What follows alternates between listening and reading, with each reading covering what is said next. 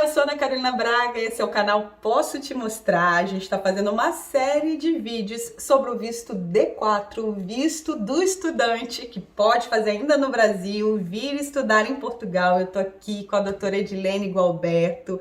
Muito obrigada, Edilene. A gente já fez, olha, alguns vídeos para trás. Se esse é o seu primeiro, depois dá uma olhada em todo o conteúdo. Esse aqui é o nosso último vídeo, um vídeo muito importante que muita gente pergunta sobre esse assunto aqui.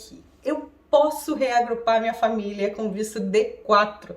Então a Edilene vai responder agora tudo pra gente. Quem pode reagrupar a família com visto D4, Edilene? Olá, pessoal.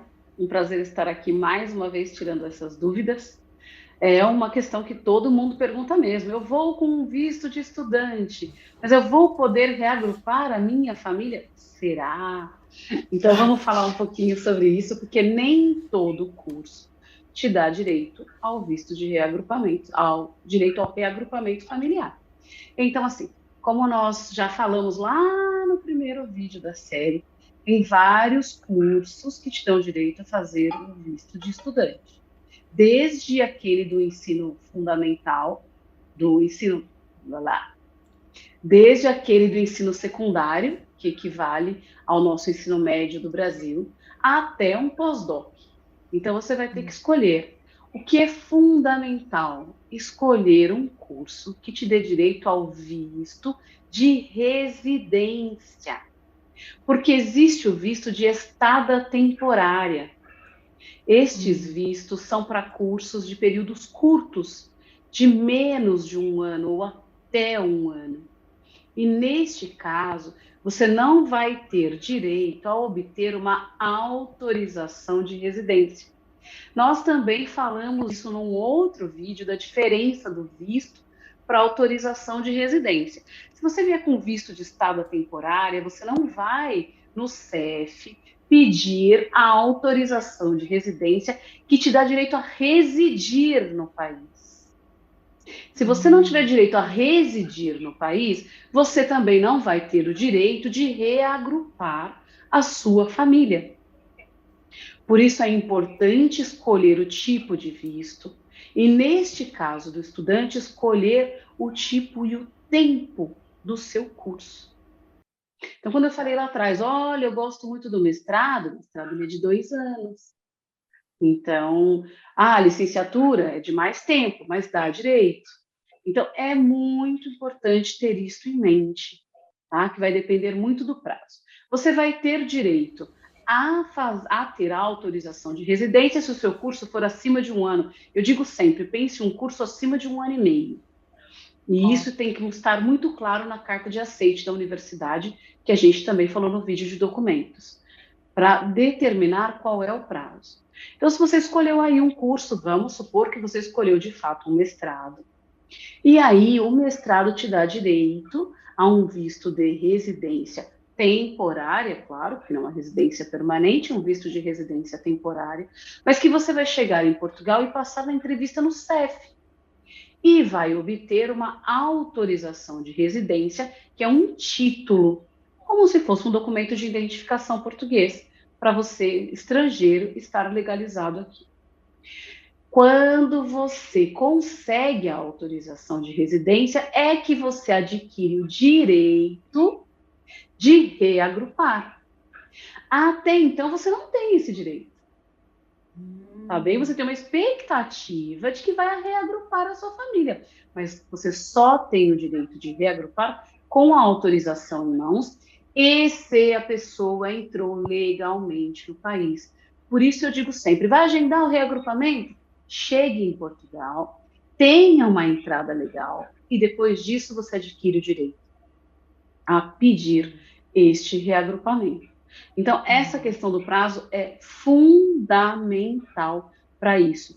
Cursos curtos não vão te dar direito a reagrupar a sua família.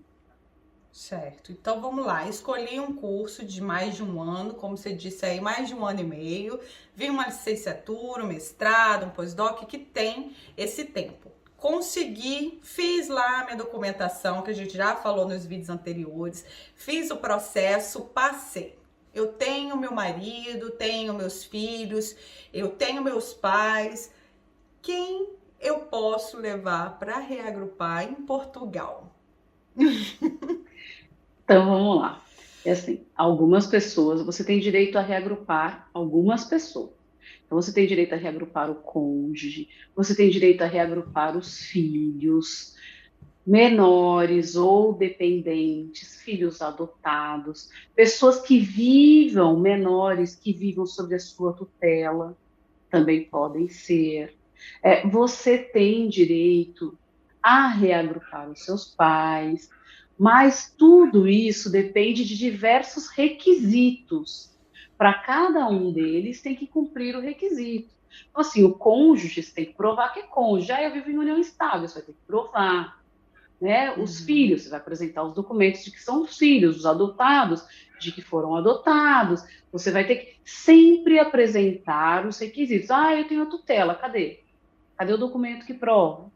Então, tem requisitos a serem cumpridos, principalmente quando a gente fala de reagrupar os pais, tá bem? Então, os ascendentes e os descendentes podem ser reagrupados desde que cumpram alguns requisitos. Então, os ascendentes, por exemplo, ele tem que estar a cargo do titular do visto. Ele tem que ter uma dependência do titular do visto. Então, assim, que tipo de dependência os seus pais têm? E eles precisam ter mais de 65 anos. Então, meu pai tem 67, ele mora comigo já há 5 anos, nós temos o mesmo comprovante de endereço no Brasil, que prova que nós somos um grupo familiar. A renda mensal dele é muito baixa, ele está na minha declaração de imposto de renda, e eu tenho laudos médicos de que ele não pode viver sozinho. Eu provo uma dependência física, emocional, psíquica, econômica. Sim. Então, tem uma série de requisitos. Agora, é engessado? Não é engessado. De repente, eu tenho uma mãe de 60.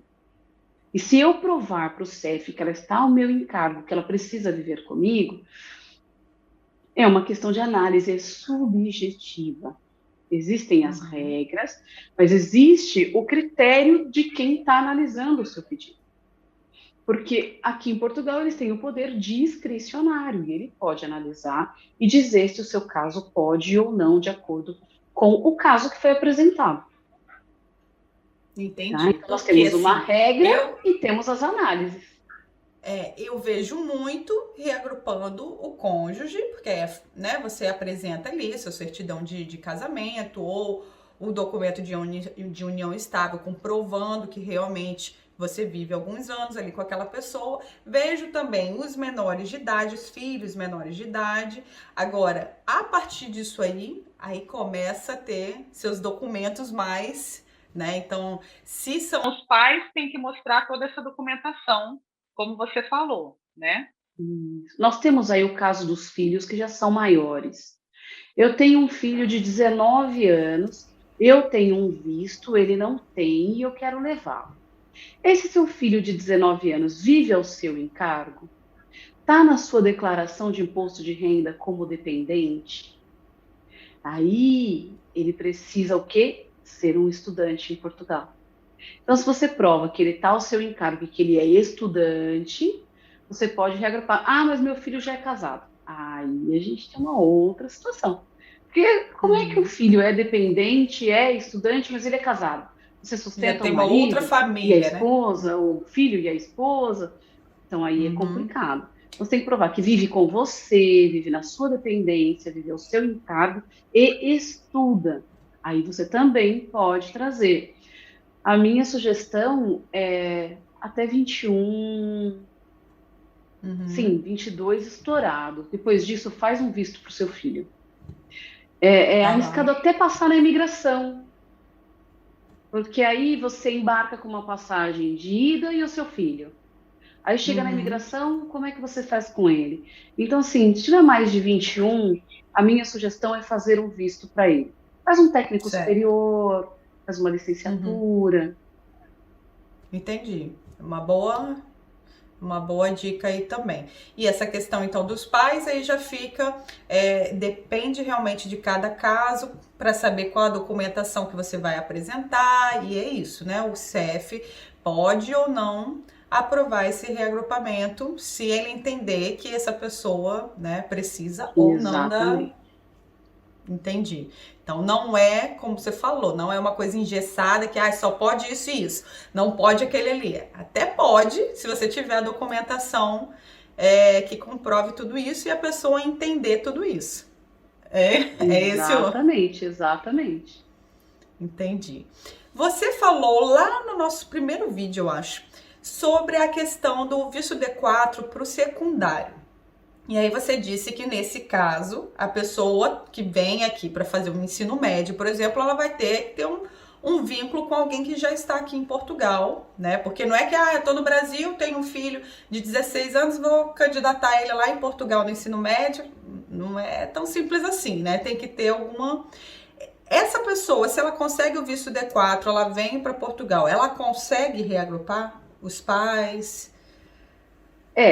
Na verdade, Porque os existe pais um não vão tipo de ser, autorização. não vão depender financeiramente dela, né? Como que fica essa parte? Assim, ela vai ter uma autorização. Só que dependendo da questão, ela vai provar que ela não pode viver sozinha, que ela não tem condições de se sustentar.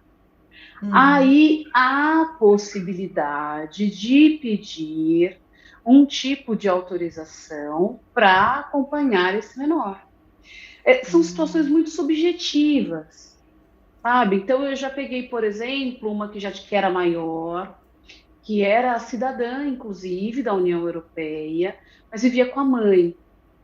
E aí no Uhum. CEF provou-se o quê? Que a menina precisava da companhia da mãe, mesmo sendo maior de idade, que era dependente da mãe, que tinha alguns problemas, e que, neste caso, teria que conceder uma autorização de residência para a mãe, baseado Olha. naquilo. Então a mãe não era Aham. dependente da filha.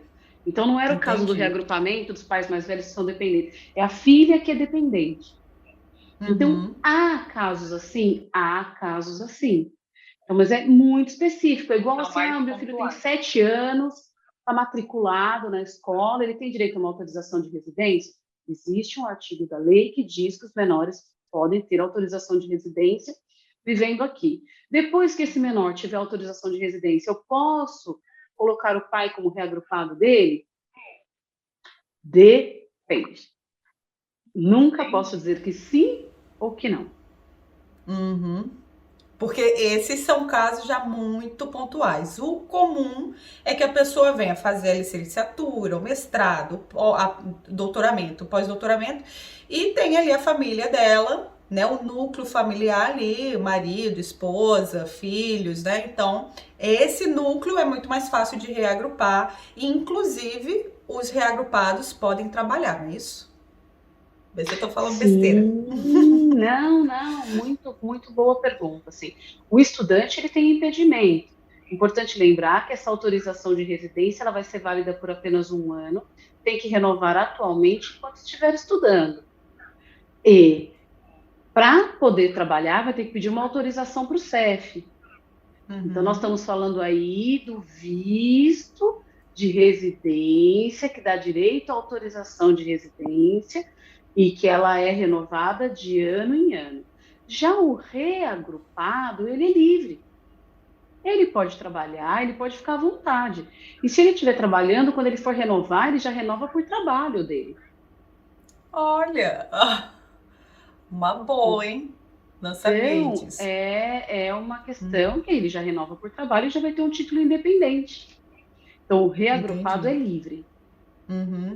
Agora, o estudante, se ele conseguir mostrar ali que o horário dele de estudo é pós-laboral, né? Ali à noite, no meu caso, é à noite e no final de semana, também tem direito a trabalhar se o CEF aprovar e entender, né?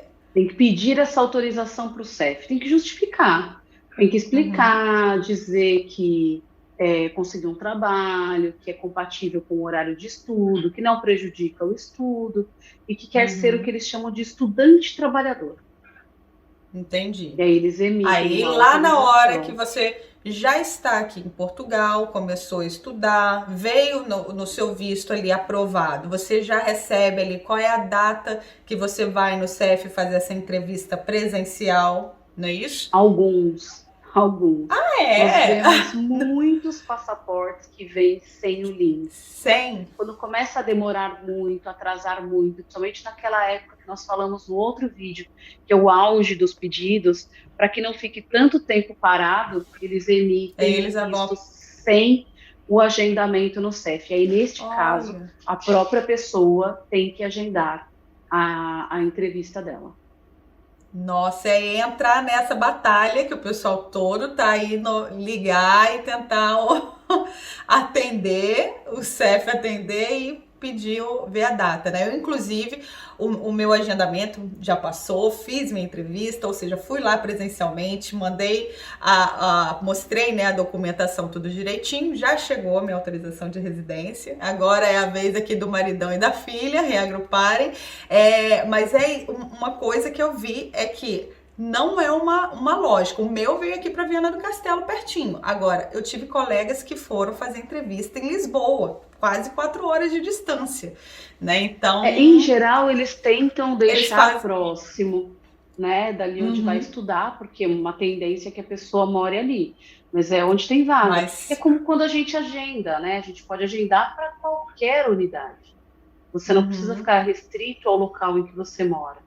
Então, pode é. cair um agendamento em qualquer cidade. E eu vi que a gente realmente que fez o processo aí durante esse final ainda de pandemia ali da situação, mas ainda assim eu vi muita enrolação ali nos processos, muita demora, muita intenção de indeferimento, muita coisa ali que foi, né, acontecendo no meio do caminho, que eu acho que não é tão comum acontecer nos outros anos. Assim, eu acho que teve um acúmulo de muitas pessoas pedindo visto ao mesmo tempo. E aí a VFS, o consulado, ficou todo mundo meio apavorado, porque não tinha, né? Não tinha uma logística para tanta gente pedindo ao mesmo tempo. Exatamente, exatamente. É isso. Fica saturado, né? O país é Uhum. pequeno, não tem estrutura para receber tanta gente. A pessoa tem que vir com a mente muito aberta e com muita paciência. A vida não vai se resolver do dia para a noite, como não resolveu em anos no Brasil, não é aqui que vai resolver. Então, tem que vir Uhum. com muita paciência, com muita cautela e esperar.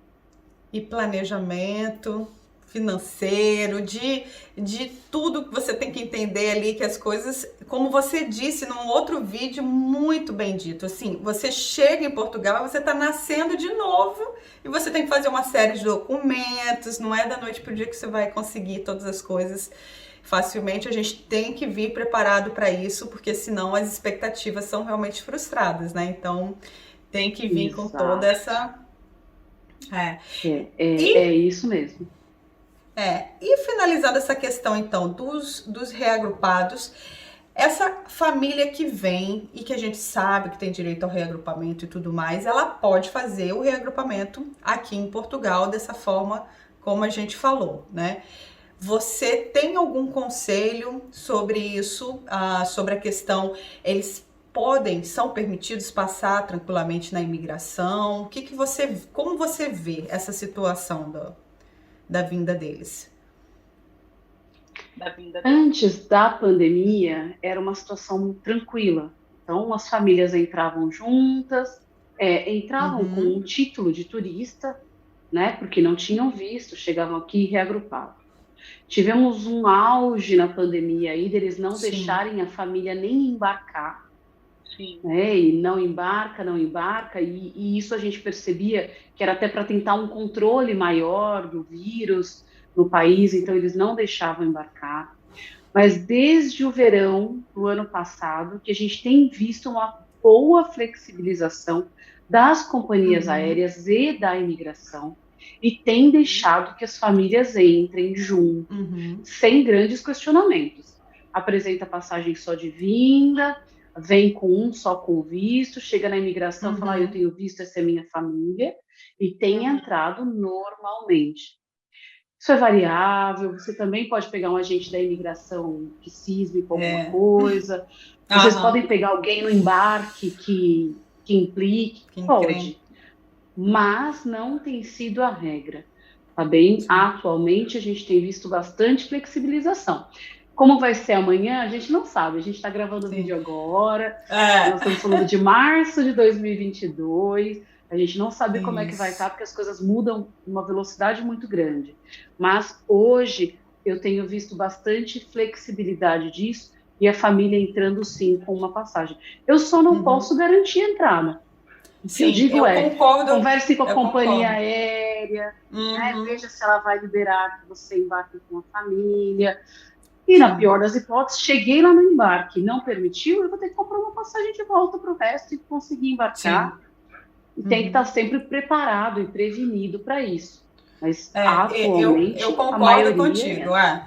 Há um ano aí atrás, né, quando as fronteiras estavam abertas só para quem tinha autorização, a gente viu muita gente sendo barrada porque estava entrando como reagrupamento, e reagrupado é turista até que se reagrupe, não é isso? Então, eu vi muita gente barrada. Depois disso, eles começaram a permitir, a partir do momento que abriram as fronteiras, começaram a permitir. Mas eu sempre indiquei que, olha, como turista, tem a passagem de volta. Meu marido e minha filha trouxeram a passagem de volta, mesmo a gente sabendo que não ia ser usada. A gente foi lá, cancelou, teve uma parte do dinheiro reembolsado, ou seja, a outra parte a gente já sabia que ia perder, mas a gente preferiu ainda assim fazer dessa forma. Hoje eu já vejo que está realmente mais tranquilo. Ainda assim, Ana Carolina, eu sou daquelas que levam a pastinha de documento assim recheada, e ainda assim eu colocaria ali como a passagem de volta, por entender que é essa questão de turista, né? Entra como turista, você pega um agente ali mais chato, mas o que eu tenho visto é que realmente eles estão muito mais tranquilos agora, né, do que alguns meses atrás, por conta da pandemia, né? sim, sim. Não Então, tive nenhuma acho que esse é o família que eu caminho. tenha recebido que veio com passagem só de vinda que tenha sido barrado.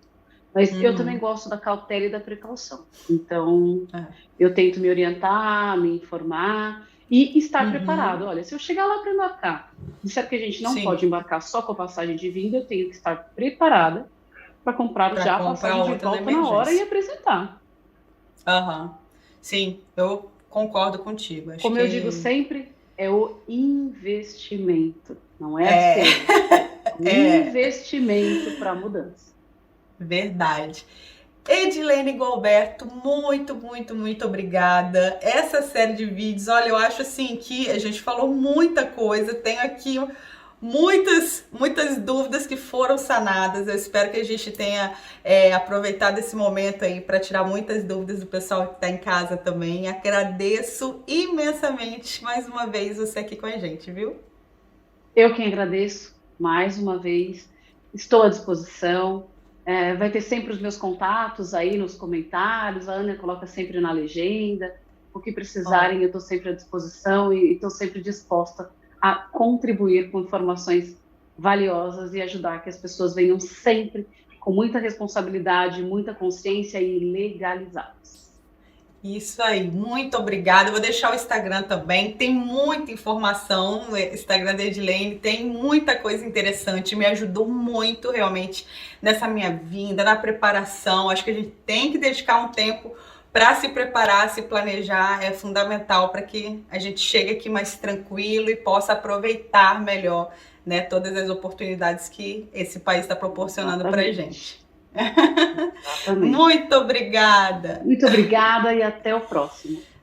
Isso aí. Eu sou Ana Carolina Braga, do canal Posso Te Mostrar. A gente se vê na próxima. Tchau!